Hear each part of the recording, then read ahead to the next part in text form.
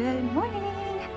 I am so lucky I get to have beautiful walks like this in the countryside. I live about 2 minutes from this park. Let me just turn you around. Look at how stunning this is. The fog cleared this morning and just beautiful. So today is declutter day 3 and I'm so excited. I'm gonna do coats, shoes, and dresses, which it's a little bit funny. I have those things stored in my crawl space because I don't have a lot of space in my home, obviously. So I've done some creative crawl space storage. So I won't show you where they're stored, but we'll go through them together and I think it'll be great. I'm so excited to get started.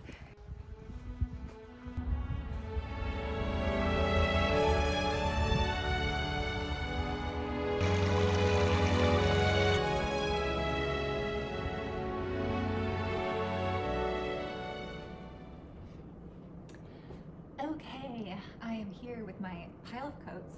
I counted them. Oh, hi baby, are you going to help? I counted them and I have 16 coats, which is kind of a lot. That's a lot of coats. So I can tell you right off the bat, because it's the middle of winter right now, which I think is the perfect time to be doing this. I have 3 coats that I wear pretty consistently. I have my everyday wool coat that I love. I have this coat, which you saw me in this morning.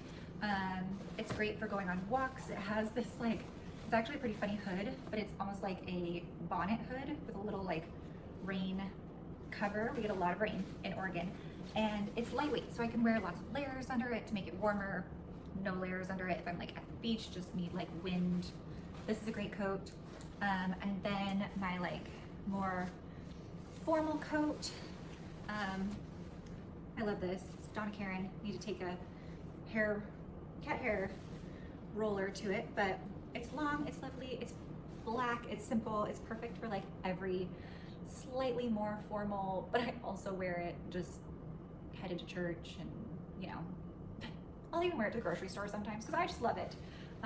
It is a more formal coat though. Oh no, we're going down. So the rest of these, I have not reached for a single time this winter. So those 3 coats I think are my what we're calling our daily. And then I think the repurchase method is going to be really crucial for me today going through coats, because all of these coats, I love them, and coats are so hard for me to get rid of. I get sentimental about coats. I don't know why. It's like jeans and coats. I feel like someday I'm going to just desperately need that coat, or I remember when I was wearing it, XYZ. So let's get started. This one right off the bat, I can tell you, is a no. I actually love this coat, but it's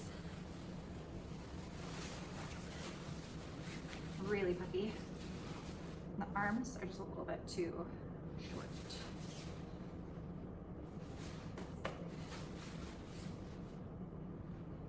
I'm gonna go look in the mirror.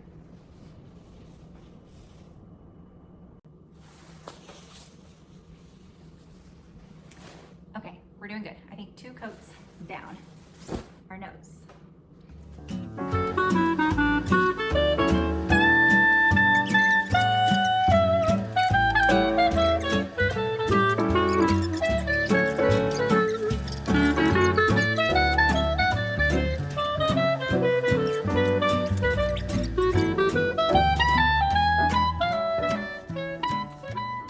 Okay, my storage was full. So I lost you for a second, but basically I tried on all these coats, and even though some of them I love, they were expensive, lovely investments, things that I used to wear all the time, I just wouldn't repurchase them today if I were standing in a store. So getting rid of a really nice big pile of coats, and I'm going to keep 1, 2, 3, 4, 5, 6, 7. 7 out of 16. I think that's great. That's like basically half.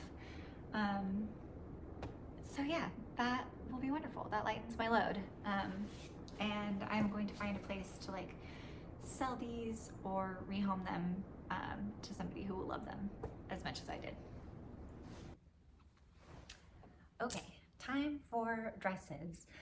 But I don't think I'm gonna go through every single dress with you. Honestly, well, I think that would be a little bit boring, and I don't want to just bore you to death. When I first started this series, I was thinking that we would be going through lots of different methods, different mindsets, different strategies to like help us get rid of things. But I kind of found the method that I think works the absolute best for me, and that's that like repurchase method. Asking yourself, would you repurchase this item? That has been working so well for me, hands down. I don't want to bore you with like retelling you about it every single time I make a decision on whether or not to keep something. Other things that have helped me on this journey are dividing things into category by frequency of use. And when I put things away, putting them back by frequency of use. It is so nice going to my closet now and pulling out what I need because it's right in front of me, what I'm gonna wear every day. And then I know, like, oh, today I feel like doing something a little bit different or something special, and I know exactly where to go. That has been also really, really helpful. And I hope it's helpful for other people too. I hope people can take on that strategy and start implementing it. Another thing that's been helpful is going through my go pile and also dividing that into categories. So I've been, all the things that I'm getting rid of, I'm kind of sorting into different bags based on like, oh, I'm gonna try to sell this. I'm gonna give this away to a certain person. These things are going to Goodwill. So I've been kind of, as I'm going through, so I don't have to wait till the end, I'm sorting into piles that way. And that's also been really helpful. I wanted to share with you too, the like beginning of my declutter journey or minimalist journey, maybe. I wouldn't call myself a minimalist, but I do like fewer things, and I have noticed such a difference in my mind and just happiness level, I would say, when my space is decluttered and I just own less stuff. But that also comes with like my shopping habits is kind of like on the other end of the spectrum. So something that really changed my shopping habits was many years ago, I would say like 4 or 5 years ago, I was taking a little class on hair care, and the gal posed the question. She was like, how much about hair care have you learned from somebody trying to sell you something? And if I really thought about it, I was blown away because I was like, oh yeah, probably 95% of what I believe about hair care is all from somebody trying to sell me something. And in the class, she kind of went through and disproved some of those things that I falsely believed, like, you know, my shampoo has to be sulfate free. And she's like, no, that came from somebody who had a sulfate free shampoo, and in their marketing, they just said, ours is better because it's sulfate free, your hair needs this, and you know, so that, I don't know if I'm explaining it very well, but that kind of started a different thought process for me about the way that I'm being marketed to as a consumer, and started getting me thinking about like different ways things are sold to us. And now I can kind of step back when I see a really great advertisement. I can be like, whoa, you have a great marketing team. Good job. Like, that really caught my attention. Good for you. And I don't immediately feel like, oh, I need to buy that thing. Instead, I can kind of say like, that was good. Nice work. So it started changing my mindset. Just that question of like, how much have you learned, or how much do you believe of what, you know, people trying to sell you something? How much do you believe what they're saying? And I would say like a good recent example of this, like within the last several years, has been hyaluronic acid. Everyone's like, oh, you have to have hyaluronic acid in your skincare routine. And it's like, well, do you really? Or is that like a great advertising narrative that somebody came up with? Like, the truth is, hyaluronic acid is produced within your body. And if you have the right diet and you're getting the right minerals, your body will continue to produce. It's a sugar that occurs in your skin and your tissues and in your joints. Like, do you need it in your product? And then, come to find out, if you put it in your product, it's not bad for you. It's actually great, but it's very temporary, which leads to great, customers, because they have to keep purchasing in order to get the results. So, yeah, and you notice too the hyaluronic acid narrative, the ways that it's changed over the last couple of years. It started out with like, if your product doesn't have hyaluronic acid, you're not getting the moisture that you need. And that was a great sales tactic. Is it true? No.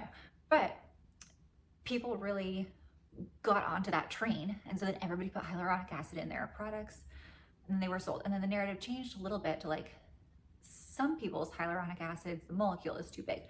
Our hyaluronic acid, the molecule is much smaller, so it can actually be absorbed by the skin. I'm not a scientist. I don't know if that's true or not, but the narrative became, ours is the only product that has the right formulation of hyaluronic acid, and the other products are not good enough. That's kind of how the narrative starts changing. And then they do the like, they give you a little bit of FOMO, a little bit of like scare tactics, limited time offers. This product's only available for a limited time for this price, or we'll give you a bonus, whatever it is. You start to hear those like, oh, that's just a sales tactic, and I'm learning about something new from somebody who's trying to sell me a product. And it's hard sometimes. Sometimes they really get you with like all of the experts and the scientists, but they only tell you the bit that will make you want to buy it. They don't tell you the whole story. It would take way too long. So it's just something to think about. And it's true for everything that everyone is trying to sell. So if somebody's trying to sell you a pen, they're going to tell you that theirs is the best pen out of everyone's pens, and that you need it, and that there's limited amount of time for you to receive that pen, and they're going to create like a little bit of anxiety in order to get you to purchase quickly, all those things. And hopefully with this little bit of knowledge that I can share with you, you can see those advertisements a little bit better and just say, okay, great job, you really hooked me on that one. I have pens. Moving on, so hopefully that can start to help you a little bit, because that really changed my mindset as a consumer. Has really changed over the last several years, and I used to buy everything. I was guilty of just like, oh, I had seen an ad for it and buy it immediately, and it's taken many years to get to a place where I can be like, good job, got me. I'm not going to purchase it, but that was great marketing.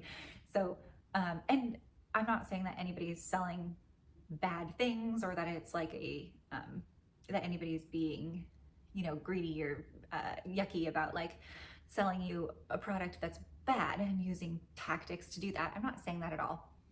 They probably have a great product. Maybe it does exactly what they're saying it does, but nothing is a miracle product. And it's just good to be wise. I like to make my purchases based on needs that like come up organically in everyday life. And then I say, oh, I really have a need for something that does this. And then I go do my research, find it. I don't like to buy anything that pops up in front of my face, like through social media or, advertising in some way that's telling you, one of their tactics is to tell you, you have a problem and only my product can solve your problem. That's like marketing sales 101. They might, right at the beginning of winter, I saw all of these ads for like, dry skin, you've got dry skin and only our product can help you. All of my examples are skincare. But anyway, I was like, I do have dry skin, but I get a little bit dry at the change of the seasons, particularly from fall into winter, because of the seasons changing and because you're using your heating more, your skin gets a little dry. You don't need a new product, but they were like, oh, you have this problem, I can solve it. So sometimes it's hard to say no, but it's just good to have that little bit of knowledge to help you. So help you say no, I think is good. I am gonna go through my dresses and then my shoes, and let's get started.